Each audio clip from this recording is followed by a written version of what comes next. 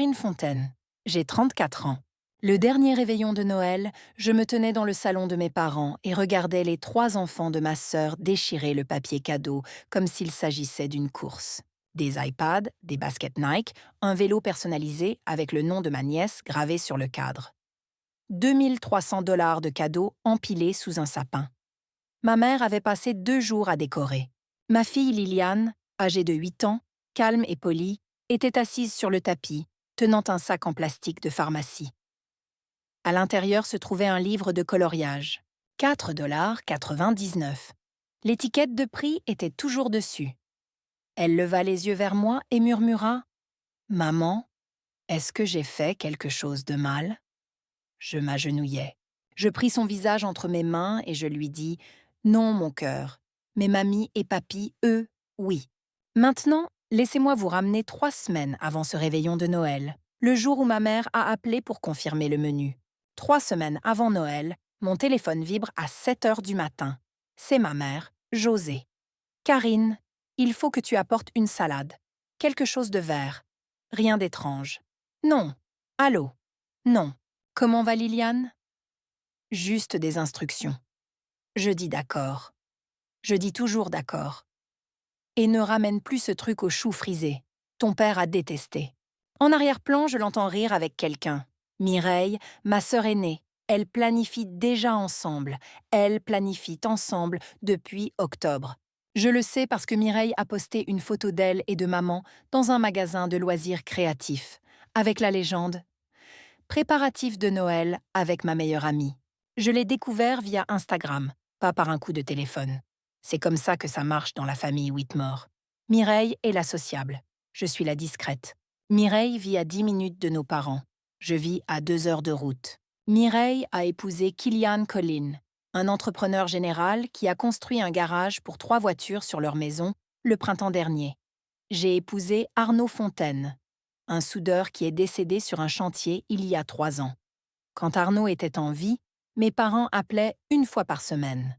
Arnaud avait l'habitude de décrocher le téléphone en premier, de demander à mon père des nouvelles des Cardinals, de maintenir le contact. Après l'accident d'Arnaud, les appels se sont espacés, puis ils ont cessé. Maman a oublié l'anniversaire de Liliane 2 années de suite. Les 2 fois, je le lui avais rappelé la semaine précédente. Les 2 fois, elle avait dit « Oh, ma chérie, ça m'a complètement échappé. Tu sais comme les choses peuvent devenir folles, mais elle n'a jamais oublié l'anniversaire de Brice, ni celui d'Adeline, ni celui de Perrine. Elle a acheté un drone à Brice en mars dernier et l'a posté sur Facebook avec la légende « Le petit pilote de mamie ». Liliane a eu 8 ans en septembre. La boîte aux lettres est restée vide. Ma mère a dit un jour à une cousine, lors de Thanksgiving, « Karine va bien. Elle n'a besoin de rien de notre part. » Elle l'a dit comme un compliment. Cela a résonné comme une porte qui se ferme. Arnaud est mort un mardi.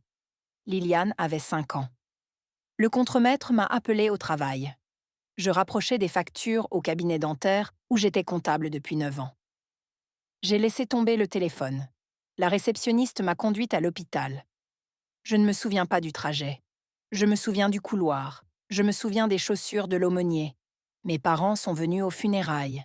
Gérard a serré la main des autres personnes en deuil et a dit aux gens « Elle est forte. Elle s'en sortira. » Ma mère m'a serré fort une fois, puis a passé la réception à parler à Mireille du récital de piano d'Adeline. La même année, Gérard a donné 10 000 $ à Mireille. Il a appelé cela un cadeau de mariage supplémentaire.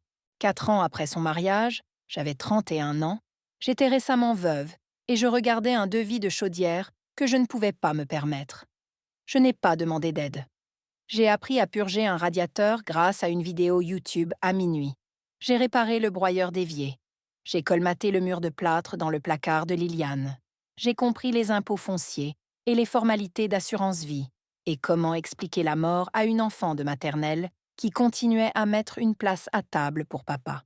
Je ne me suis pas plainte parce que je n'avais pas l'énergie de me plaindre. La survie ne laisse pas de place aux doléances. On se lève, on prépare une boîte à lunch, on va au travail, on rentre à la maison, on lit une histoire du soir, On recommence. La seule constante durant ces années fut Dorothée, la mère d'Arnaud.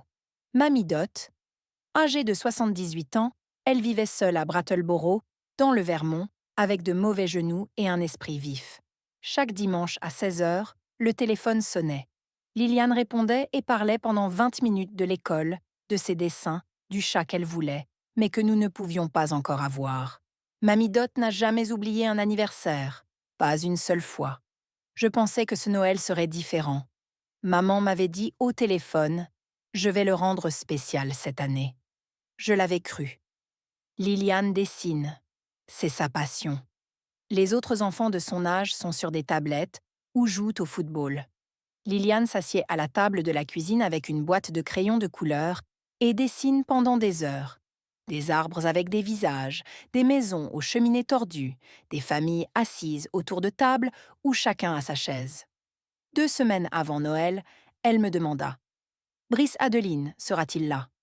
Sa voix avait cette clarté qui fend le cœur, l'excitation d'une enfant qui voit rarement ses cousins.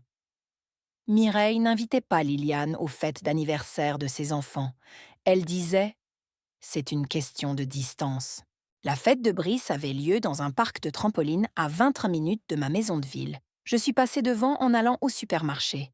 Noël dernier, Liliane était assise seule au bout de la table à manger. Les 3 cousins étaient regroupés autour de José et Gérard, en bout de table. José leur coupait la viande. Gérard faisait des tours de magie avec une pièce de 25 centimes. Liliane était assise à 6 chaises de là, mangeant tranquillement, dessinant au dos d'un menu en papier avec un stylo qu'elle avait trouvé dans sa poche. Elle ne pleura pas. Elle ne pleurait jamais pour ces choses-là. Elle devenait juste plus silencieuse. Cette année, Liliane passa 2 semaines à faire un dessin pour mes parents, un grand, de 11 par 4, réalisé avec tous les crayons de couleur qu'elle possédait. C'était leur maison, avec la porte rouge et le bouleau devant, et nous tous debout dans la cour. Elle dessina Gérard Grand. Elle dessina José avec ses lunettes de lecture. Elle se dessina entre eux, tenant leurs 2 mains. Elle l'enroula soigneusement, l'attacha avec un ruban de la boîte à loisirs créatifs et le glissa dans son sac à dos, à côté du cadre photo de 8 $ qu'elle avait acheté pour grand-mère et grand-père avec ses propres économies. Je ne savais pas alors que le dessin n'atterrirait jamais sur leur réfrigérateur. Veille de Noël, 2 heures de route. Liliane était assise sur la banquette arrière, serrant le dessin roulé et le cadre photo emballé dans du papier de soie. « Maman, tu penses que grand-mère aimera le cadre ? Elle va l'adorer, ma chérie. » J'ai choisi celui avec de petites fleurs sur le bord parce que grand-mère a des fleurs dans son jardin. Nous arrivâmes à 16h15. La BMW de Kevin était déjà dans l'allée, juste derrière le camion de papa. La maison brillait, des couronnes à chaque fenêtre, des guirlandes sur la rampe du porche. Maman avait mis le paquet cette année. Elle ne plaisantait pas quand elle disait vouloir rendre ça spécial. Mireille ouvrit la porte. Elle me serra rapidement d'un bras et se tourna immédiatement vers son fils. « Brice, viens montrer à grand-père ce que papa t'a offert pour le trajet en voiture. » Brice courut devant nous, tenant une console de jeu portable. Gérard était dans son fauteuil inclinable. Il me fit un signe de tête. « Karine. » C'est tout. Il ne regarda pas Liliane. Il ne posa aucune question sur le trajet, les routes ou si nous avions faim. José serra Liliane dans ses bras. Je regardais ses yeux. Ils glissèrent par-dessus l'épaule de Liliane vers la cuisine, comptant les têtes, vérifiant la table. Je portais la salade, la verte, rien d'étrange, jusqu'au comptoir. Personne ne fit de commentaires. Mireille arriva derrière moi avec un plateau de crevettes géantes et de sauce cocktail. José applaudit. « Oh, Mireille, tu t'es surpassée. » Liliane posa le cadre photo et le dessin roulé sur la petite table près de la porte, à côté des manteaux. Elle les arrangea soigneusement pour qu'ils ne soient pas renversés. Je me dirigeais vers le salon. Le sapin était entouré de cadeaux, des boîtes emballées d'or et de rouge, des rubans, des nœuds, et dans le coin le plus éloigné, à moitié caché derrière le tapis de sapin, une petite pochette en plastique de CVS. Mon estomac se serra. Je me dis Ce n'est peut-être pas ce que je pense. Après le dîner, José se leva et frappa dans ses mains. L'heure des cadeaux. Les enfants d'abord. Brice commença. Il déchira le papier d'une boîte de la taille d'une petite valise. À l'intérieur, un iPad Pro avec une coque bleue. Sa mâchoire tomba. Pas possible. José avait son téléphone sorti, filmant la scène. Gérard lui ébouriffa les cheveux. « Tu l'as bien mérité, mon grand. » Adeline fut la suivante. Des Nike Dunk Low. Un coloris en édition limitée que j'avais vu sur un site de revente pour 200 $. Adeline poussa un cri aigu et les serra contre sa poitrine. Mireille murmura un « merci » à José. Page, 6 ans. Elle déballa un vélo personnalisé, rose poudré, avec des serpentins blancs, son nom gravé au laser sur le cadre en aluminium. Elle hurla vraiment. Gérard s'agenouilla à côté d'elle, la main sur la selle. « Nous l'avons fait faire spécialement pour toi, ma puce. » José filmait chaque seconde. Kevin serra la main de Gérard. « Vous avez dépassé toutes les attentes. » Gérard leva sa bière. Ses enfants méritent le meilleur. Liliane était assise sur le tapis, les jambes croisées, observant. Elle n'avait pas encore été appelée. Elle ne se manifestait pas. Elle attendait. José tendit la main derrière le tapis de sapin et sortit la pochette de CVS. « Tiens, ma chérie. » Liliane la prit. Elle regarda la pochette. Pas d'emballage, pas de nœud. Elle y plongea la main et en sortit un livre de coloriage, du genre de ceux qu'on trouve près de la caisse. 48 pages. Une princesse de dessin animée sur la couverture. L'autocollant du code-barre indiquait 4,99 $. Pas de carte, pas de papier de soie, aucune attention. La pièce devint silencieuse. 3 secondes de silence qui parurent en faire 30. Mireille examina ses ongles. Kevin but une longue gorgée. Gérard sirota sa bière et fixa la télévision, qui n'était même pas allumée. Liliane ouvrit le livre de coloriage. Elle tourna à la première page. Puis elle leva les yeux vers moi et ma poitrine se fendit. « Maman, j'ai fait quelque chose de mal ?» Elle le murmura, à peine un souffle. Ses doigts étaient toujours posés sur le livre de coloriage. Ses yeux, les yeux d'Arnaud, marron foncé, trop vieux pour une enfant de 8 ans, trouvèrent les miens à travers la pièce. Je traversai le tapis en 3 pas. Je m'agenouillai devant elle. Je pris son visage entre mes mains, les 2 mains fermes. La façon dont on tient quelque chose de précieux quand on a peur que ça se brise. « Non, ma puce, mais mamie et papy viennent de le faire. » La pièce se figea. Le téléphone de José était toujours levé.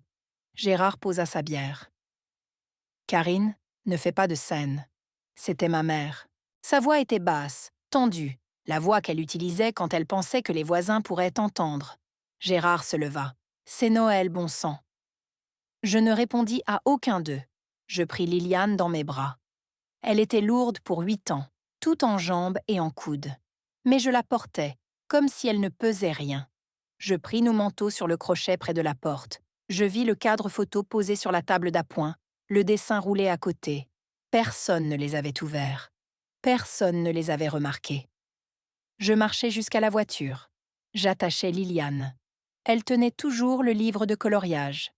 Je fermai sa porte, m'installai au siège du conducteur et sortis de l'allée sans regarder en arrière. La maison brillait derrière nous. Je la regardais rapetisser dans le rétroviseur. 40 minutes après le début du trajet, Liliane s'endormit. Sa tête s'inclina contre la vitre. Le livre de coloriage reposait sur ses genoux, ouvert à la première page. Et sur le plancher du siège arrière, le dessin roulé qu'elle avait fait pour eux. Elle avait dû le prendre en sortant. Je ne pleurais pas pendant le trajet de retour. Je comptais. Je comptais chaque Noël ignoré, chaque anniversaire oublié, chaque place au bout de la table. Si je restais silencieuse, Liliane grandirait en croyant qu'elle valait moins. Je ne le permettrais pas. Le 26 décembre. Liliane était dans le salon, en train de colorier. Elle utilisait le livre, chaque page, chaque recoin, comme si c'était la chose la plus importante qu'elle possédait. Je l'observais depuis l'embrasure de la cuisine pendant 1 minute entière avant de prendre le téléphone. José répondit à la deuxième sonnerie. Joyeux lendemain de fête, ma chérie. Maman, nous devons parler de ce qui s'est passé. Une pause. J'entendis le lave-vaisselle en marche. Ce qui s'est passé? Nous avons passé un Noël charmant jusqu'à ce que tu décides de tout ramener à toi. Il ne s'agit pas de moi, il s'agit de Liliane. Ça, Liliane a eu un cadeau. Elle semblait parfaitement heureuse avec. Tu as dépensé 2 300 $ pour les enfants de Mireille. Tu as donné à ma fille un livre de coloriage de chez CVS. L'autocollant du prix était encore dessus. Maman. Oh, pour l'amour du ciel. L'argent ne mesure pas l'amour, Karine. Alors explique l'iPad. Silence. Je l'entendis expirer. Ce souffle lent et théâtral qu'elle utilisait quand elle voulait que je sache qu'elle était patiente avec moi. Je n'arrive pas à croire que tu puisses t'asseoir ici et compter les dollars après tout ce que ton père et moi avons fait pour cette famille. Qu'avez-vous fait pour Liliane, maman, spécifiquement? Le lave-vaisselle ronronna. 5 secondes. 10. Ta sœur nous a rappelé ce que les enfants voulaient. Elle nous a envoyé des listes en novembre. Des liens, des tailles, tout. Tu n'envoies jamais de liste, Karine. Tu ne nous dis jamais ce dont Liliane a besoin. Je fermais les yeux. Je ne devrais pas avoir à envoyer une liste pour que vous vous souveniez que votre petite fille existe. Ce n'est pas juste. Non, ça ne l'est pas. Elle changea de sujet. J'avais entendu ce pivot 100 fois. Le tremblement dans sa voix, le sanglot qui semblait presque venir, mais n'arrivait jamais vraiment. Tu sais, j'adore cette petite fille. Après tout ce que j'ai fait, après les funérailles, après toutes ces nuits où je me suis inquiétée pour toi. Tu n'as pas appelé, maman. Pas une seule fois au cours des 4 derniers mois. Elle raccrocha. Elle ne claqua pas le combiné. Elle disparut simplement. 21 minutes plus tard, le téléphone sonna de nouveau. Gérard. Ça suffit, Karine. Tu as contrarié ta mère. Elle a contrarié ma fille en premier. Les enfants de Mireille sont toujours là. Nous les voyons chaque semaine. Nous savons ce qu'ils aiment, quelle taille ils portent. Liliane, nous la voyons à peine parce que tu ne nous invites jamais. J'ai conduit 2 heures à chaque fête pendant 8 ans, papa. Il ignora cela. Gérard ne traitait pas les informations qui contredisaient sa version des choses. Il les ignorait.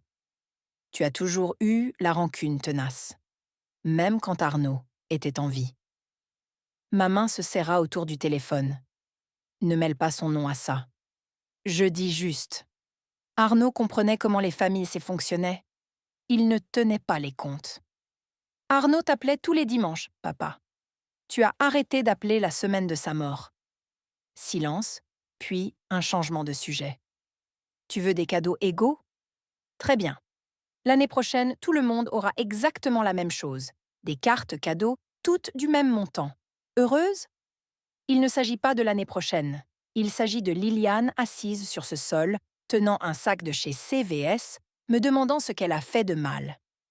Les enfants oublient. Les enfants n'oublient pas, papa. Ils arrêtent juste de te le dire. Il expira bruyamment, le son d'un homme qui considérait la conversation comme étant en dessous de lui. J'ai fini de parler de ça. Noël est terminé. Passe à autre chose. La ligne se coupa. Je posai le téléphone sur le comptoir et restai longtemps dans la cuisine. Par l'embrasure de la porte, je pouvais voir Liliane à la table basse.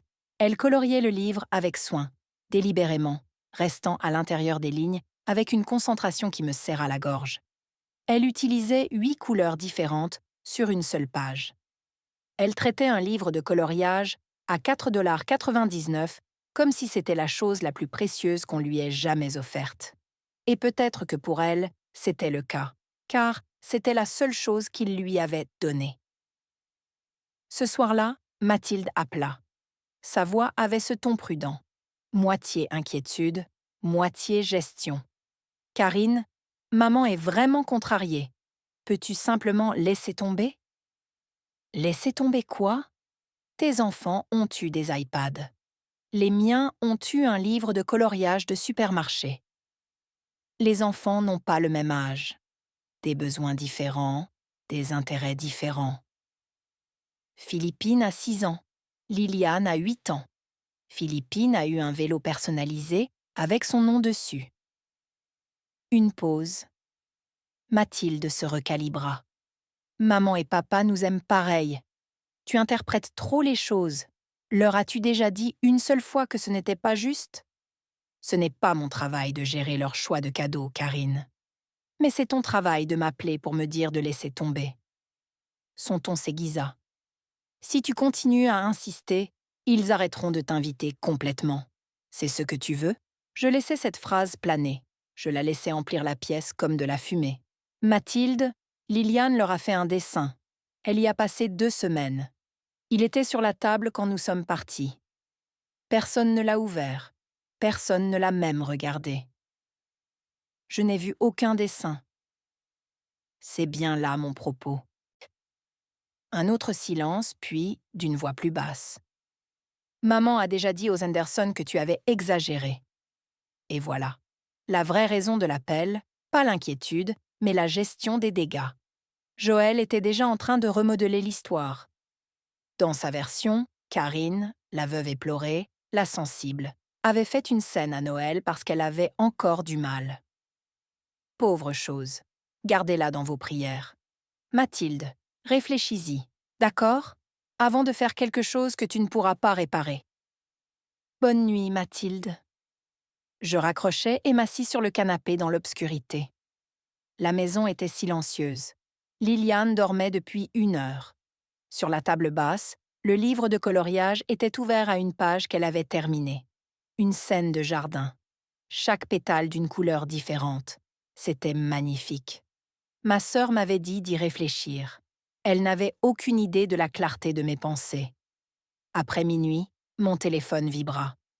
C'était une capture d'écran de tante Pauline, l'ex-femme de mon oncle Raymond. Elle était restée proche de la famille même après le divorce. C'est le genre de femme qui voit tout et dit très peu. La capture d'écran provenait d'une discussion de groupe dont je ne faisais pas partie.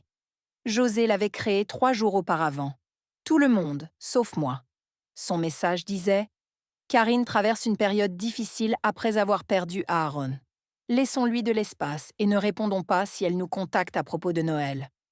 Elle a besoin de bienveillance en ce moment. Pas d'attention. » 12 personnes l'ont lu. Personne n'avait réagi. Je fixais l'écran. Ma mère ne m'avait pas seulement ignorée. Elle m'avait devancée. Elle avait présenté chaque mot que je pourrais dire comme les divagations d'une femme accablée par le chagrin. Et elle l'avait fait avant même que j'aie terminé mon premier appel téléphonique. Le message de Pauline en dessous était court. « Je pensais que tu devrais voir ça. » Je répondis « Merci ». Je m'assis dans la cuisine. La maison faisait ses bruits de fin de nuit, le réfrigérateur qui se mettait en marche, une branche qui tapait à la fenêtre. Le sac à dos de Liliane était sur le comptoir. À l'intérieur, le dessin roulé qu'elle avait pris chez mes parents, toujours attaché par un ruban. Je sortis mon téléphone, je fis défiler les photos que j'avais prises en rentrant. Liliane endormie, le livre de coloriage ouvert sur ses genoux, le sac de supermarché froissé sur le tapis de sol. Je les avais prises sur le parking d'une station-service quand je m'étais arrêtée pour me ressaisir. Je les avais prises parce que quelque chose en moi savait déjà. J'ouvris mon ordinateur portable. J'ouvris un nouveau courriel. Je rédigeai un brouillon. Il était long, en colère, rempli d'années que j'avais ravalées. Je le supprimais. J'en rédigeais un autre. Il était trop doux. Je le supprimais aussi. La version finale comptait 6 phrases et 2 photos côte à côte. À gauche, les cadeaux pour les enfants de Mathilde étalés sur le sol du salon. À droite, un sac de supermarché et un livre de coloriage, avec une étiquette de prix. Une question en bas. Est-ce à cela que ressemble une famille? Je ne l'écrivis pas par colère. Je l'écrivis parce que ma fille méritait plus qu'un sac en plastique et 3 secondes de réflexion.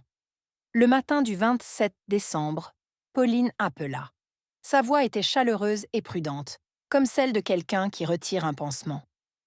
J'ai observé cela pendant des années. ma chérie. Je n'ai jamais su comment en parler. Elle me raconta une histoire. Il y a 5 ans, Brice a obtenu son diplôme de l'école maternelle. Joël avait commandé des ballons, une banderole, un gâteau d'anniversaire de la boulangerie du centre-ville. Elle avait posté les photos et tagué Mathilde avec 3 émojis cœur. Ce même printemps, Liliane a également obtenu son diplôme de l'école maternelle. José n'était pas venue. Elle avait dit à Karine qu'elle avait un rendez-vous chez le médecin. Pauline avait par hasard croisé José cet après-midi-là à la jardinerie, en train d'acheter des suspensions fleuries. « Ta mère tient les comptes, Karine, et tu n'as jamais été du côté des gagnants. » Je lui posai la question que je ruminais depuis minuit. Si j'écrivais la vérité et l'envoyais à toute la famille, serait-ce mal? Elle n'hésita pas. Je pense que c'est plus que tant.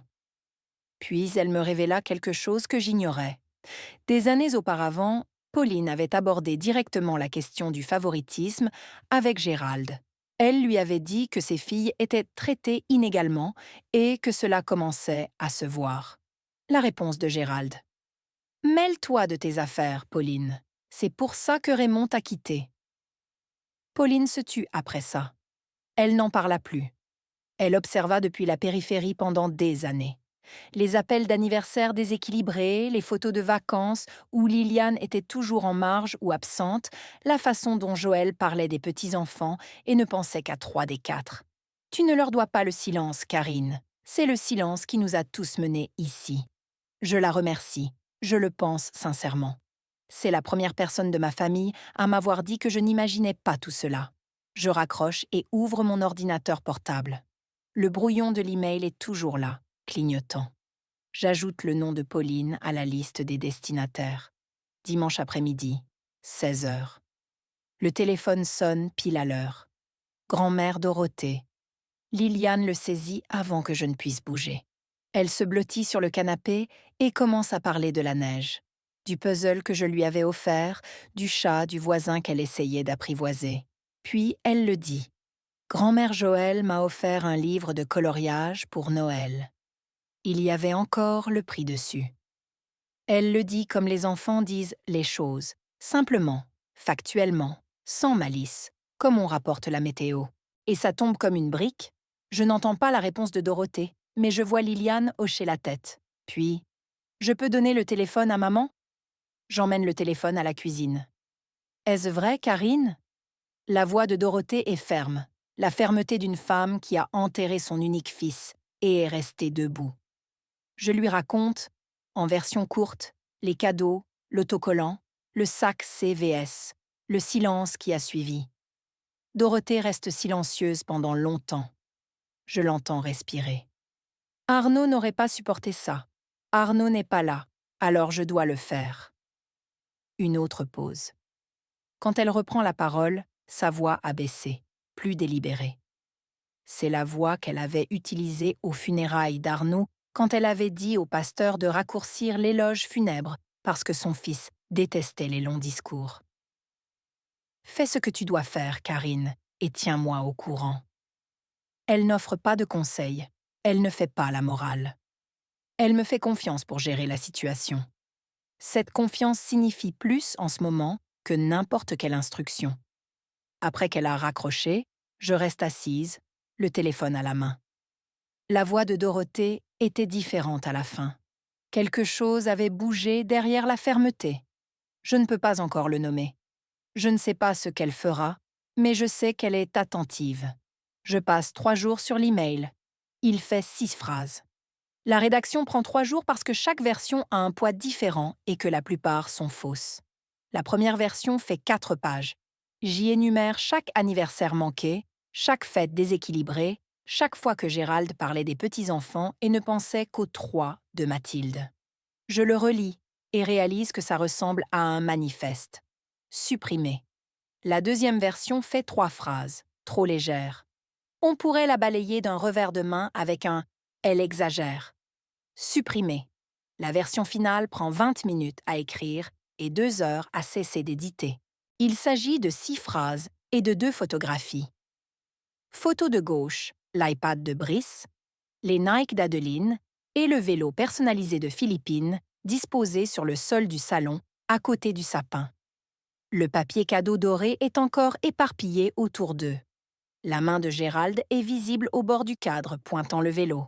Photo de droite. Le sac CVS sur le tapis de sol du siège arrière. Le livre de coloriage à moitié sorti. L'autocollant de 4,99 $ attrapant la lumière du plafonnier du parking de la station-service. Le texte « Voici à quoi ressemblait Noël pour ma fille. À gauche, vos cadeaux pour les enfants de Mathilde. À droite, votre cadeau pour Liliane. » J'ai essayé d'en parler en privé. On m'a dit que j'exagérais, que j'étais ingrate et que je traversais une période difficile. Alors, je le partage avec la famille. Une question. Est-ce à cela que ressemble une famille? Pas d'insultes, pas de récits, pas d'exigences, juste les faits et une question. La liste des destinataires, Joël, Gérald, Mathilde, oncle Raymond, tante Pauline, cousine Béatrice, cousin Daniel. 4 autres membres de la famille que je vois à l'Action de grâce et à Pâques. Le 30 décembre, 6 heures du matin. Liliane dort encore. La maison est sombre. Je suis assise à la table de la cuisine, mon ordinateur portable ouvert et mon café qui refroidit. J'appuie sur Envoyer. Puis, je ferme l'ordinateur portable et j'attends. 7h15, Joël appelle. Je la laisse sonner. Elle appelle encore, et encore, et encore. 7h30, Gérald appelle. Messagerie vocale. Qu'est-ce que tu viens de faire, Karine? Retire cet email tout de suite. Sa voix est tendue, sèche. Un homme qui n'a jamais été remis en question devant sa propre famille auparavant. 7h45. Mathilde envoie un SMS. Tu es folle? Mes enfants sont sur ces photos. Je réponds par SMS. Tes enfants ouvraient des iPads. Ils iront bien. Elle ne répond pas. 8h. La première réponse à tous arrive dans ma boîte de réception. Tante Pauline.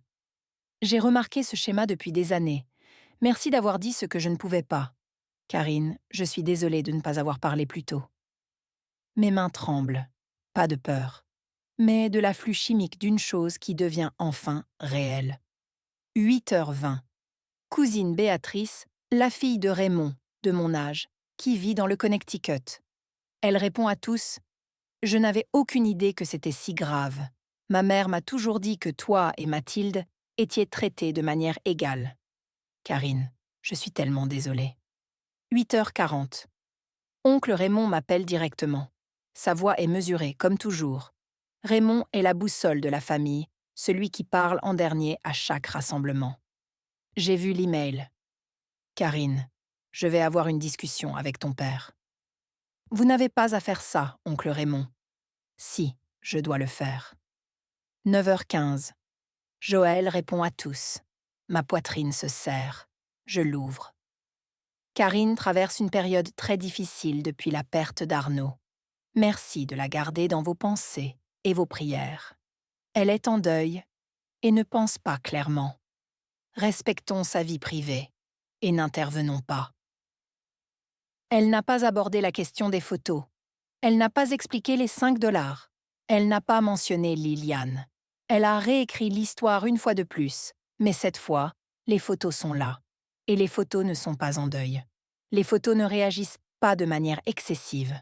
Les photos sont juste là et disent la vérité. Joël appelle à midi. Je décroche cette fois. Comment oses-tu? Sa voix tremble. Réelle cette fois, pas jouée. Comment oses-tu étaler nos affaires de famille à tout le monde que nous connaissons? Tout le monde que tu connais connaît aussi Liliane.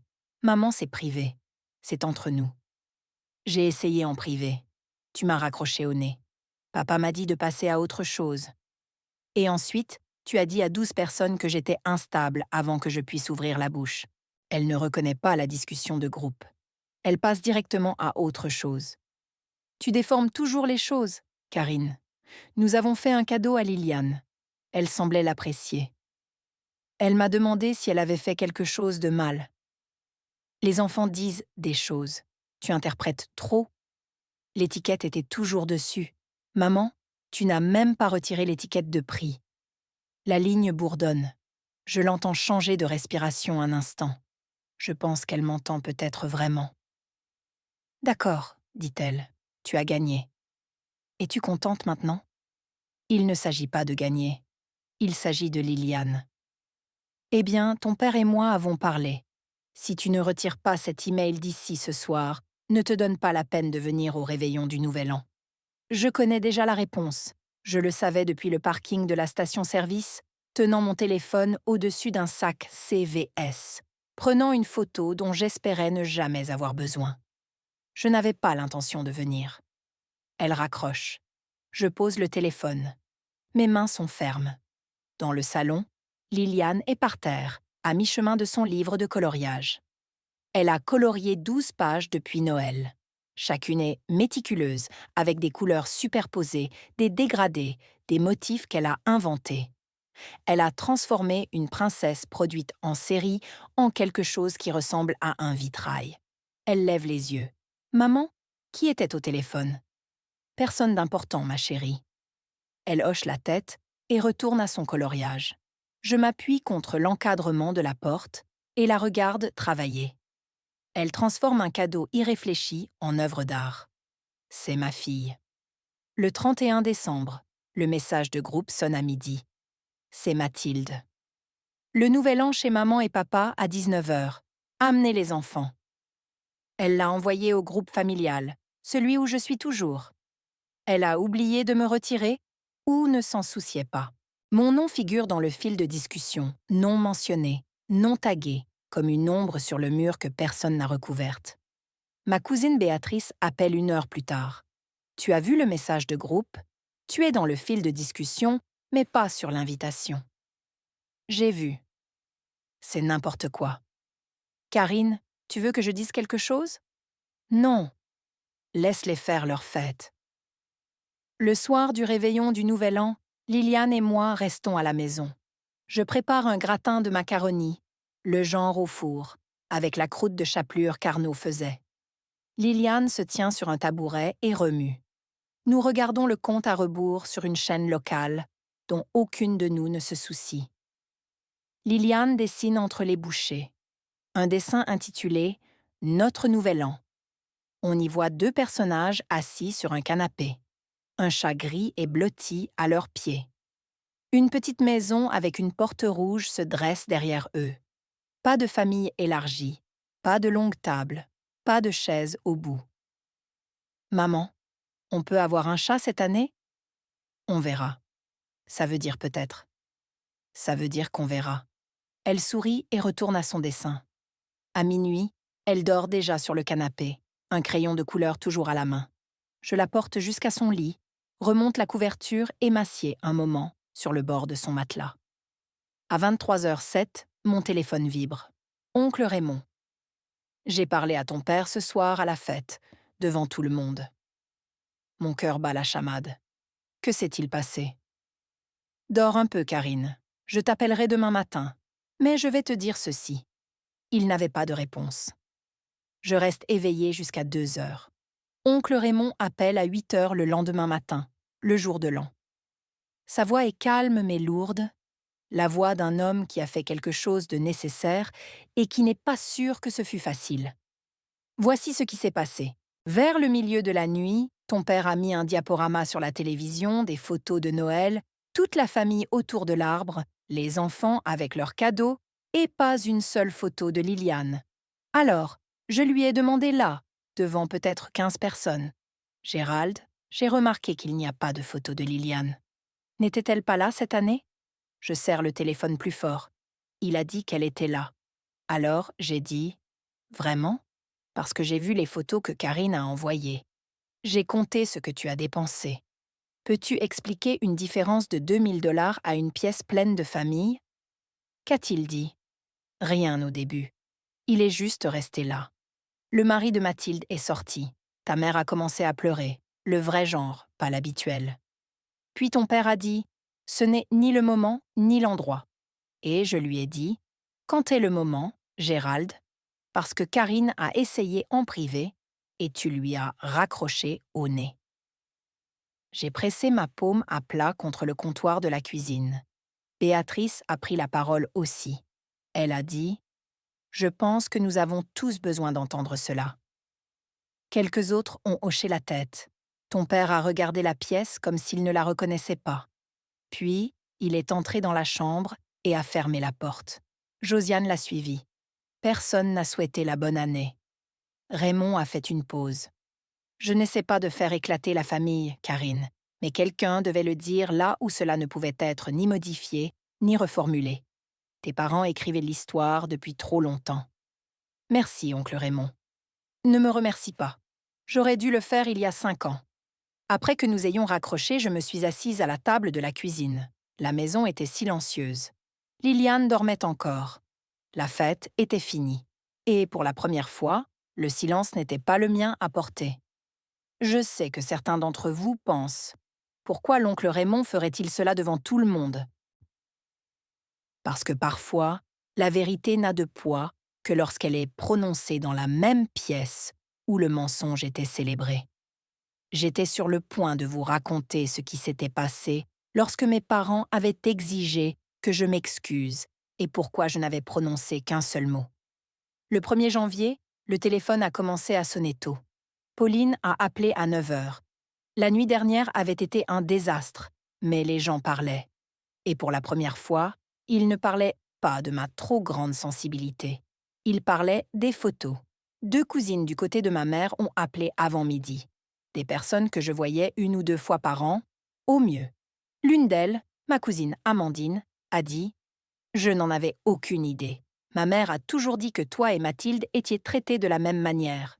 Je me sens horrible. » L'autre, Daniel, a été bref. Je veux juste que tu saches que je te crois. Cet après-midi-là, Pauline m'a raconté ce qu'elle avait d'autre entendu. Ma grand-tante Lorraine, âgée de 81 ans, qui vivait à Harrisburg, a appelé Josiane directement. Josiane a tenté le récit du deuil. Lorraine l'a interrompue. Josiane, j'ai vu les photographies.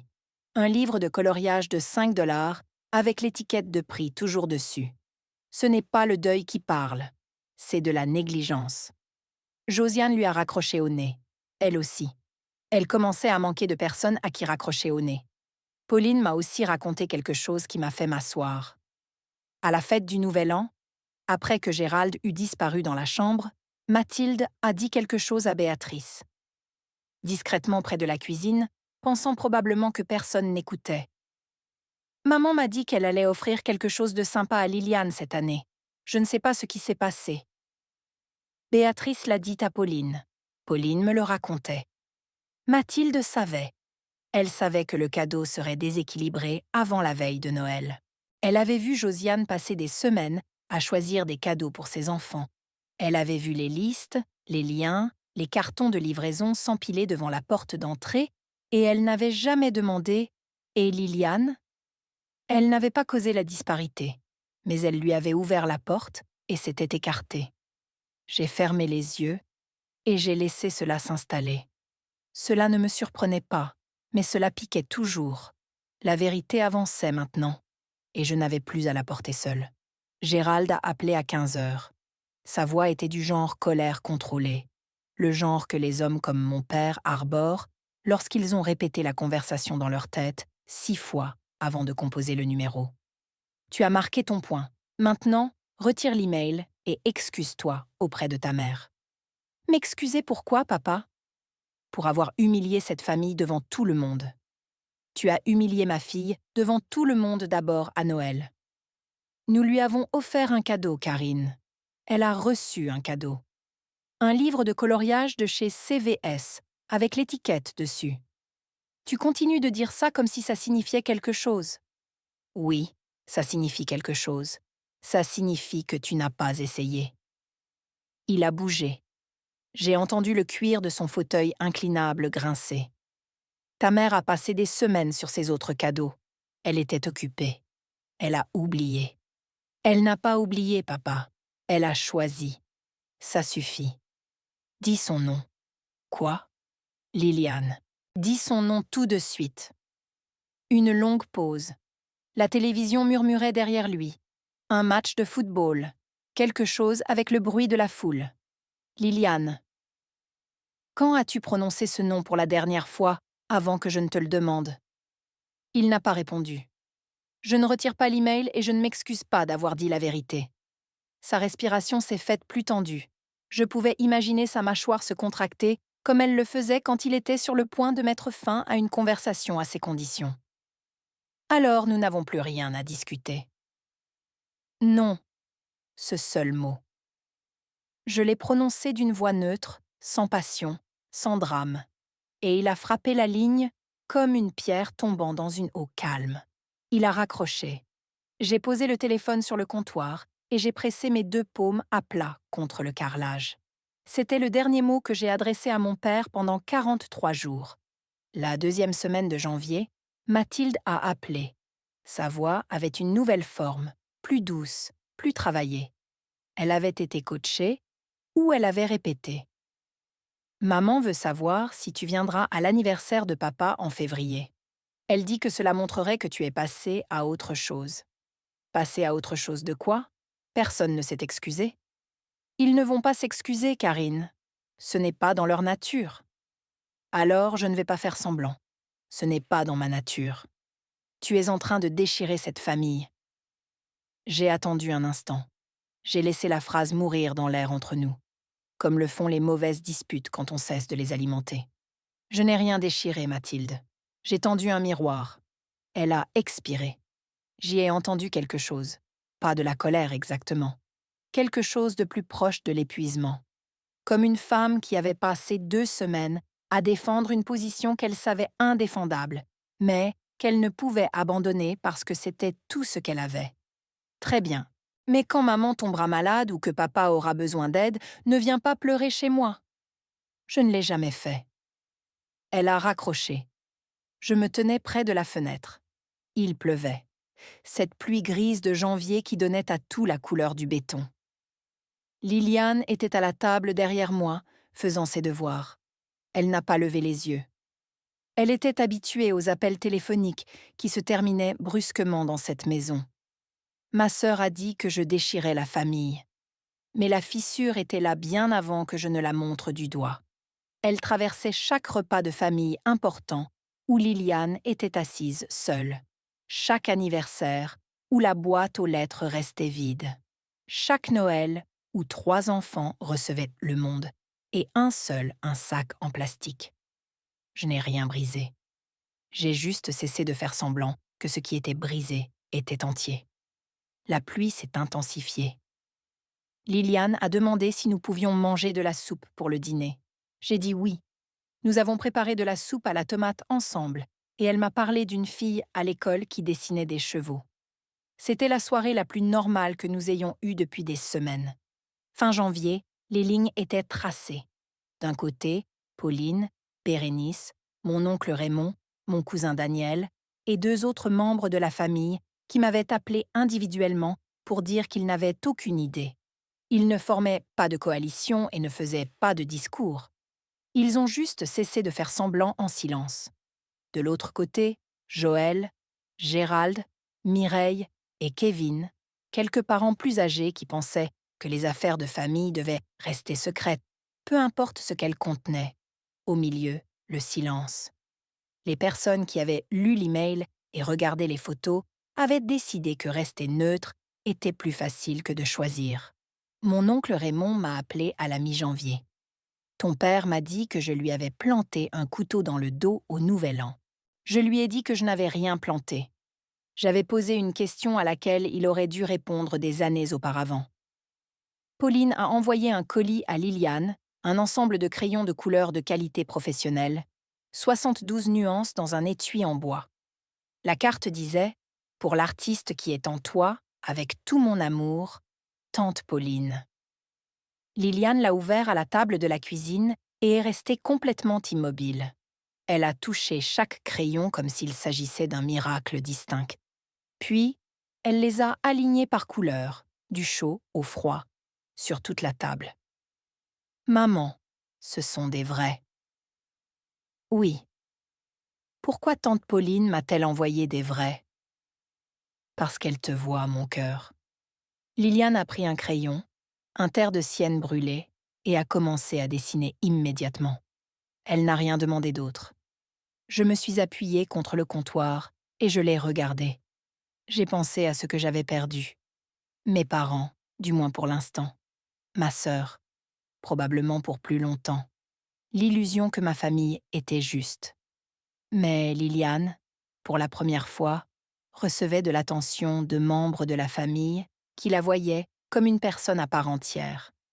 Pas la fille discrète de la personne discrète, pas une pensée de dernière minute au bout de la table.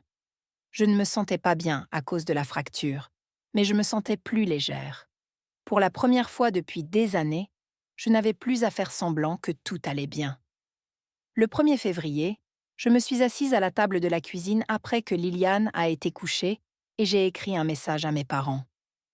Pas un message de groupe, pas de copie carbone à qui que ce soit, juste à eux. Je vous aime tous les deux, mais tant que Liliane ne sera pas traitée comme un membre égal de cette famille, par des actes et pas seulement par des mots, je n'assisterai pas aux événements familiaux. Ce n'est pas une punition, c'est une protection. Je l'ai lu 4 fois. Je n'ai rien changé. J'ai appuyé sur envoyer. Gérald n'a pas répondu, ni cette nuit-là, ni le lendemain, ni le surlendemain. Joël a répondu par SMS à 11 heures le lendemain matin. Tu me brises le cœur, Karine. Je l'ai lu 2 fois. J'ai posé le téléphone. Je n'ai pas répondu.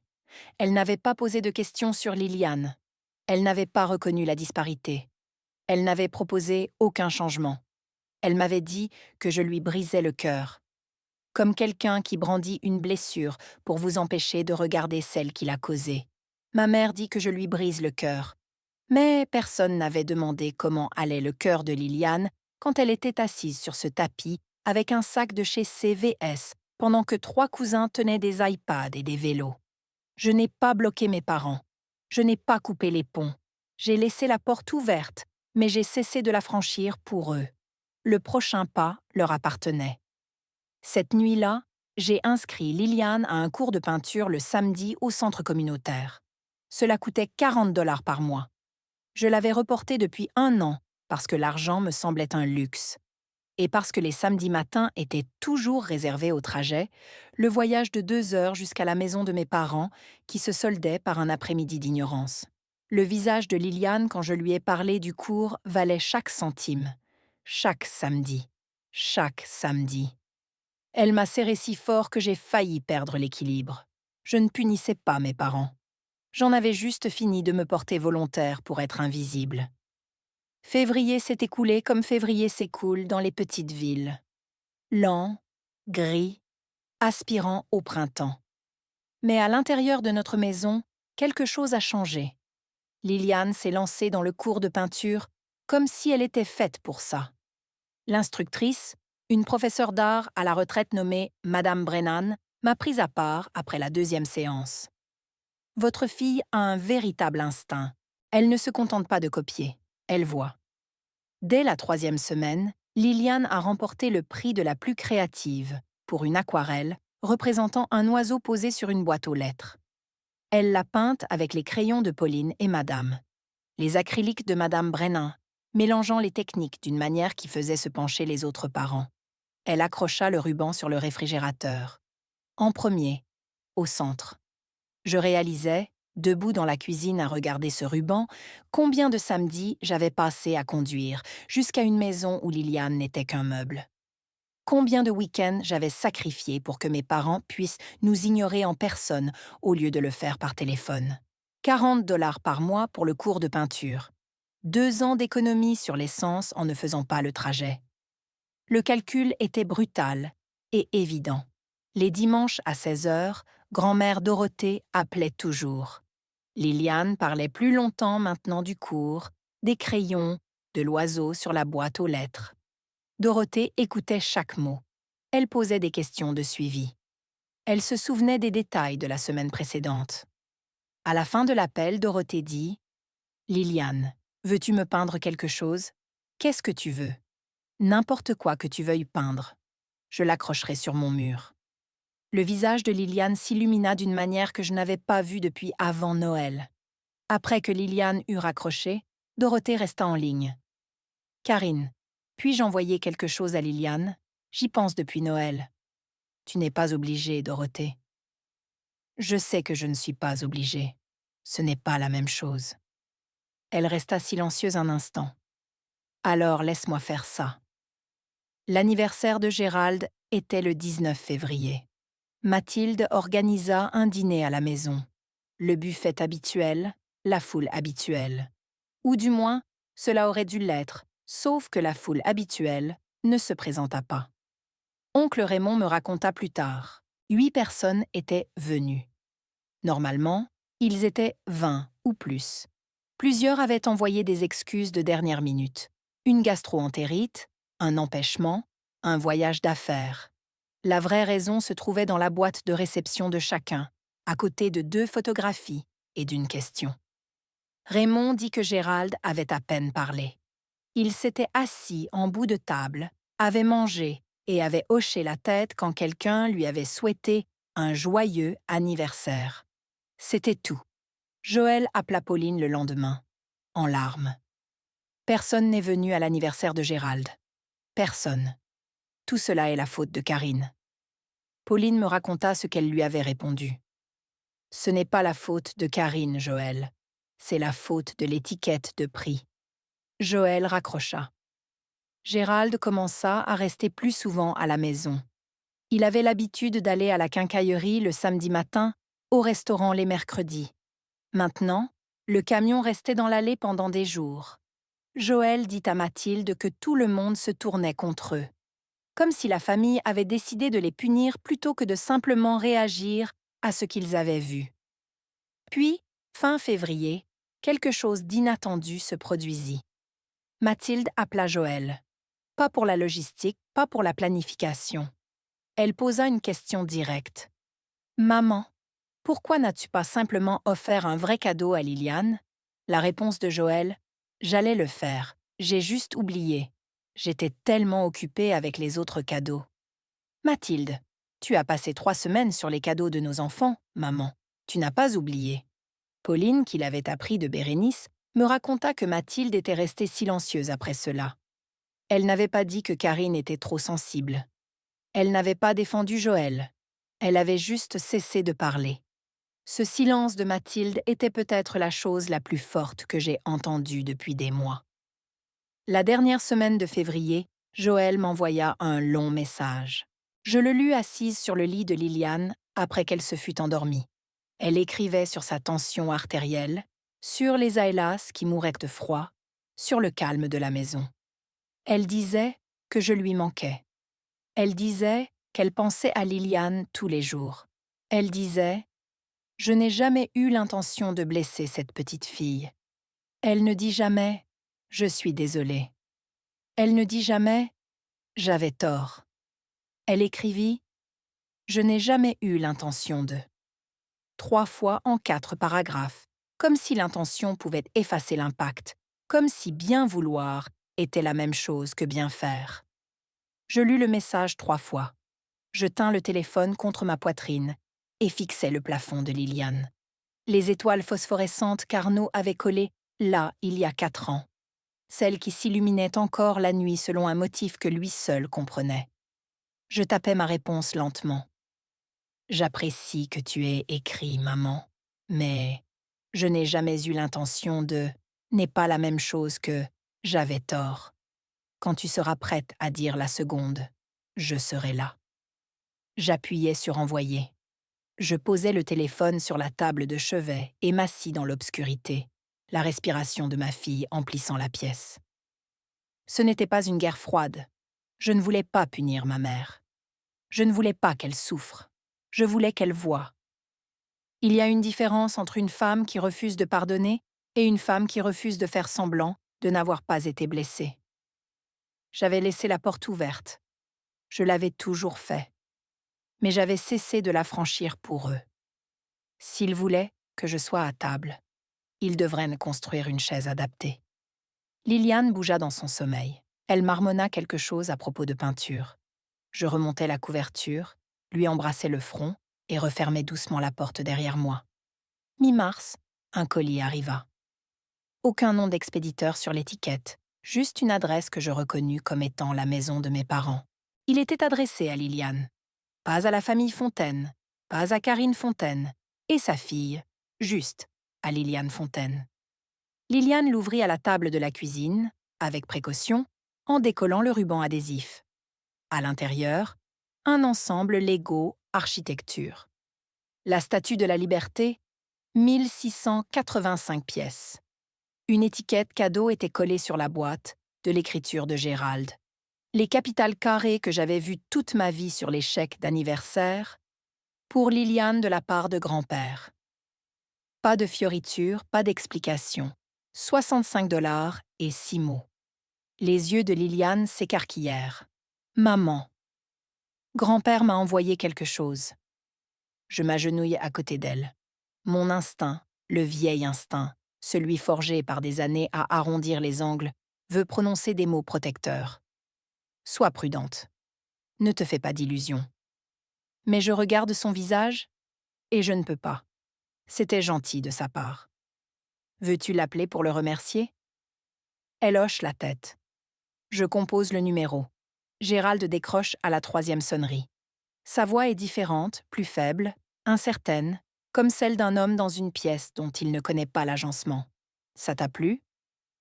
Je l'adore, grand-père. Je vais le construire ce soir. Bien, c'est bien. Une pause. La télévision murmure en arrière-plan. Je l'imagine dans son fauteuil inclinable, le téléphone contre l'oreille, fixant l'écran muet. Puis, « Liliane, je suis désolé pour Noël, » dit-il. « Ce n'est rien, grand-père. » Comme les enfants le font, généreux et instinctifs, sans tenir les comptes. Il s'éclaircit la gorge. « D'accord, eh bien, construis-le et envoie-moi une photo. » Je le ferai. Il raccroche. Liliane ouvre déjà la boîte. Je me tiens au comptoir, les bras croisés. Ses excuses n'étaient pas pour moi.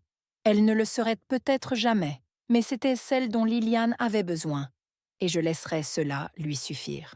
Le dernier jour de mars, une enveloppe matelassée arrive de Brattleboro, Vermont. L'écriture sur le devant est tremblante, mais précise. Chaque lettre est formée, avec la délibération d'une femme qui refuse de laisser ses mains avoir le dernier mot. À l'intérieur, une enveloppe blanche scellée et 3 pages de papier à lettres couvertes de la cursive soignée de Dorothée. La lettre est adressée à Liliane. Je la lis d'abord par instinct maternel.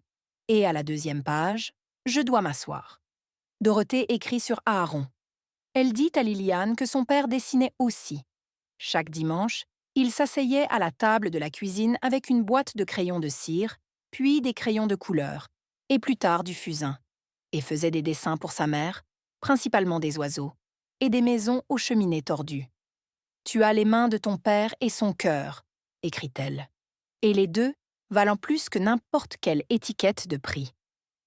À l'intérieur de l'enveloppe blanche, une obligation d'épargne pour les études universitaires. 3 000 $ au nom de Liliane Rose Fontaine. Je presse mes 2 mains contre ma bouche. La cuisine devient floue. C'est la première fois de toute cette histoire que je pleure. Pas à cause de l'argent. L'argent est généreux et réel, et aura de l'importance un jour. Mais la lettre, c'est Dorothée qui, à travers 2 États et 78 ans, tend la main pour dire à une petite fille qu'elle a été vue avant sa naissance. Que l'amour de son père n'a pas pris fin lorsque sa main a cessé de bouger. Que quelqu'un dans ce monde a tenu les comptes. Quand Liliane rentre de l'école, je lui donne la lettre. Elle la lit lentement. Ses lèvres bougent sur les mots. Mamie Dorothée savait que papa dessinait aussi. Oui, et maintenant tu as quelque chose des deux. Liliane serre la lettre contre sa poitrine et ferme les yeux. Elle ne dit rien. Elle n'a pas besoin de le faire. Avril. Oncle Raymond organise un brunch de Pâques dans son bungalow de la rue Oak. L'invitation est manuscrite et le nom de Liliane y est imprimé en lettres capitales par Raymond, souligné une fois. Nous roulons pendant 1h30. Liliane porte la robe jaune qu'elle a choisie elle-même et transporte un tableau. Un oiseau bleu sur une branche, enveloppé dans du papier de soie pour le mur de Raymond. Quand nous arrivons, la porte d'entrée est déjà ouverte. Pauline est dans la cuisine. Élisabeth met la table. Liliane entre en courant et commence immédiatement à aider, plaçant les fourchettes, comptant les serviettes. José et Gérald arrivent 20 minutes en retard. José me voit à travers le salon et s'arrête. J'ai consulté un thérapeute, dit-elle. Sa voix est différente, plus ténue, plus difficile à déchiffrer. Elle m'a dit que j'avais tort. Je regarde son visage. Il n'y a pas de mise en scène. Pas de vacillement théâtral pour un public. Elle a l'air fatiguée, embarrassée et très, très réelle. Merci de me dire ça, maman. Elle hoche la tête. C'est suffisant pour l'instant. Ça doit l'être. Gérald entre derrière elle. Il me serre la main. Ferme. Bref. Pas de contact visuel prolongé. Puis il s'agenouille devant Liliane. Ses genoux craquent. J'aime tes chaussures, ma puce. Elles sont neuves?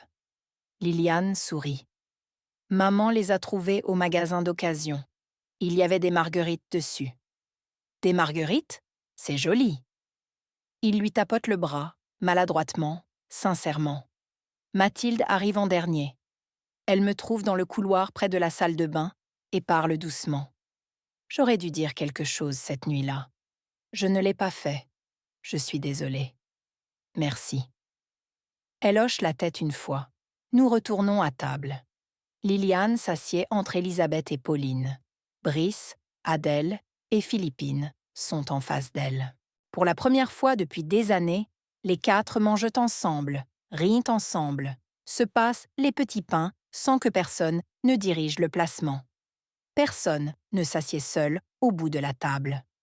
Ce soir-là, après le trajet de retour, après que Liliane a été baignée, qu'on lui a lu une histoire et qu'elle a été blottie sous sa couette avec les étoiles phosphorescentes au-dessus d'elle, je m'assois à la table de la cuisine.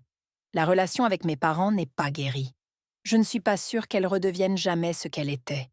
Mais ce qu'elle était incluait Liliane assise au bout de la table, et je ne veux pas y retourner. José appelle Liliane maintenant toutes les 2 semaines. Ce n'est pas tous les dimanches comme grand-mère Dorothée. Ce ne sont pas les appels marathons que reçoivent les enfants de Mathilde, mais c'est un appel là où il y avait auparavant le silence. Gérald envoie une carte postale à Liliane depuis une partie de pêche avec Kilian. Au verso, on pouvait lire « J'en ai pêché un gros. Ça m'a rappelé toi ». L'écriture est tremblante et grande. Liliane la scotche au mur de sa chambre, à côté de la lettre de Dorothée. Mathilde et moi nous reparlons. Des appels courts, des sujets prudents. Elle me demande des nouvelles du cours de peinture de Liliane. Je m'informe sur la saison de baseball de Brice. Nous n'allons pas en profondeur. Nous restons en surface parce que c'est là que nous pouvons nous tenir sans nous effondrer. Elle n'a jamais dit que j'étais une complice. Je ne pense pas qu'elle le fera. Mais elle a cessé de dire « tu es trop sensible ». Et pour l'instant, cette absence compte. Je n'ai pas eu de fin de conte de fées. Je n'ai pas eu la scène où mes parents tombent à genoux, sanglotent et implorent le pardon. Ce n'est pas comme ça que fonctionnent les vraies familles. Les vraies familles bougent comme des plaques tectoniques, lentement, en frottant et de manière permanente. On n'a pas un tremblement de terre, on a un nouveau paysage. Je m'assois à table et passe mon pouce le long du bord du tableau de Liliane, celui qu'elle a fait en classe la semaine dernière. Un arbre avec une large canopée en dessous. 2 silhouettes se tenant la main. Ce n'est pas parfait, mais c'est honnête. Et l'honnêteté, c'est tout ce que j'ai toujours demandé. L'école de Liliane organise une exposition d'art étudiante dans le gymnase. Des banderoles en papier scotchées au mur de parpaing, des tables pliantes recouvertes de papier bouché. Chaque élève dispose d'une section de 1,2 mètres pour exposer son travail. Liliane a choisi l'œuvre dont elle est la plus fière, un dessin au crayon de couleur sur papier épais de 35,5 par 45,7 cm. Une famille assise autour d'une table. Tout le monde a une chaise. Grand-mère Dorothée est assise à côté de Liliane, même si Dorothée vit dans le Vermont et n'est pas venue chez nous. Une chaise vide au bout de la table a une petite carte sur l'assise où l'on peut lire « Papa », écrit de la main soignée de Liliane. Je reste longtemps devant. Le professeur de Liliane, Monsieur Aldana, me trouve près de la table du punch aux fruits.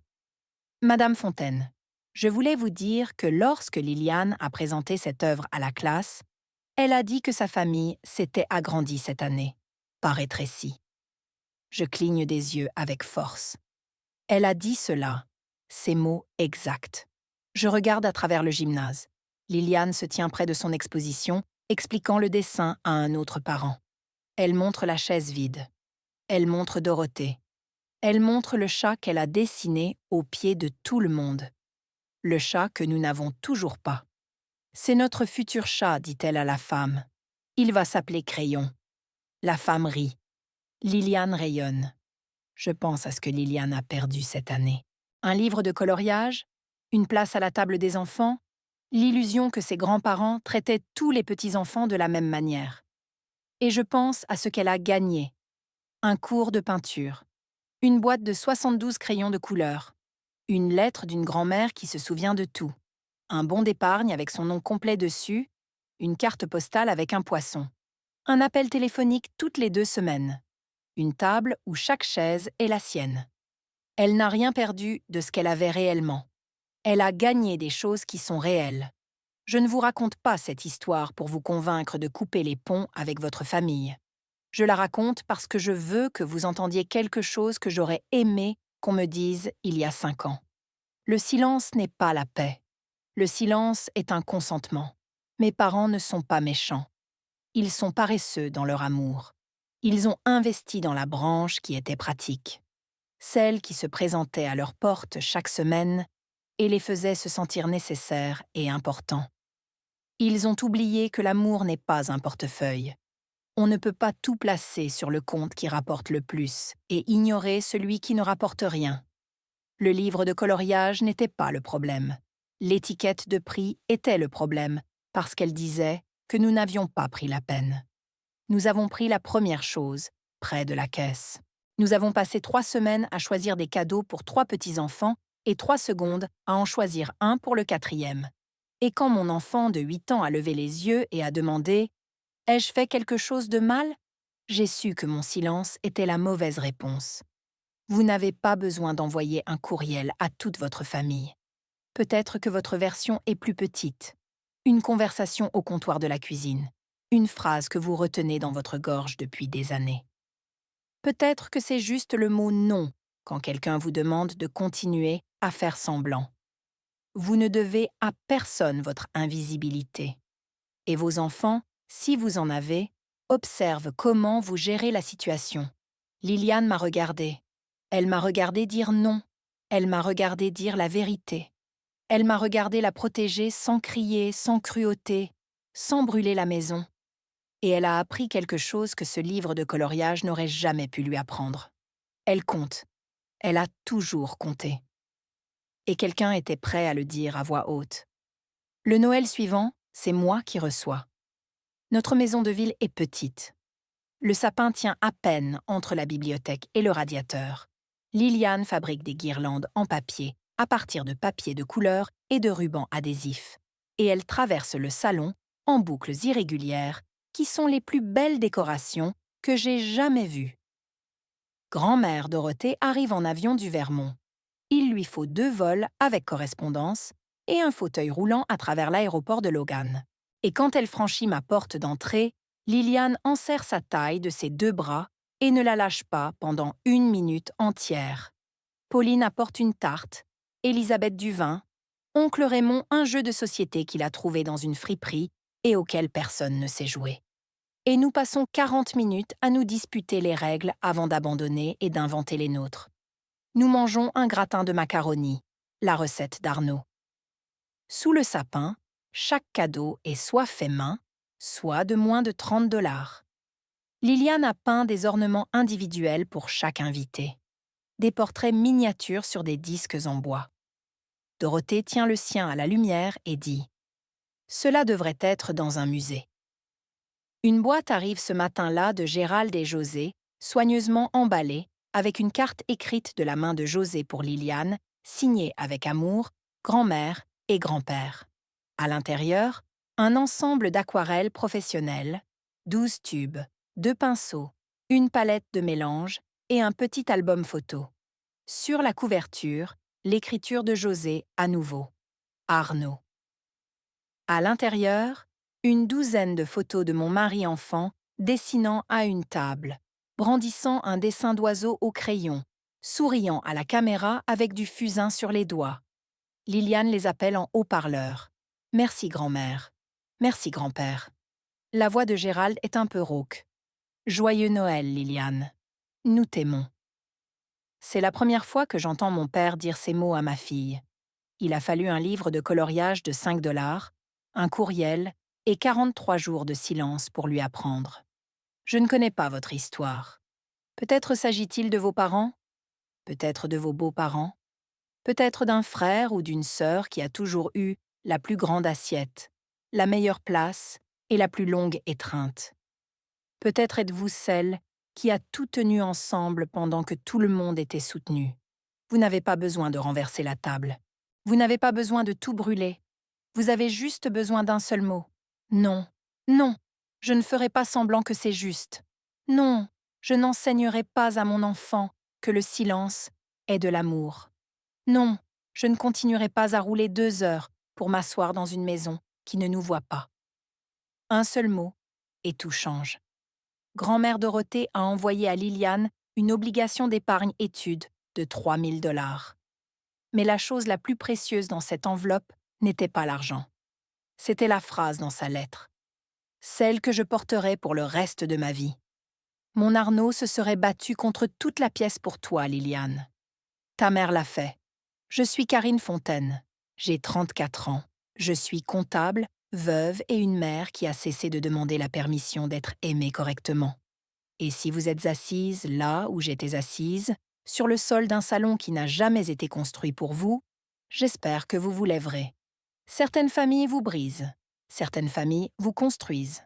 La différence est de savoir si quelqu'un a eu le courage de tendre le miroir. Je suis Karine. Merci d'être là.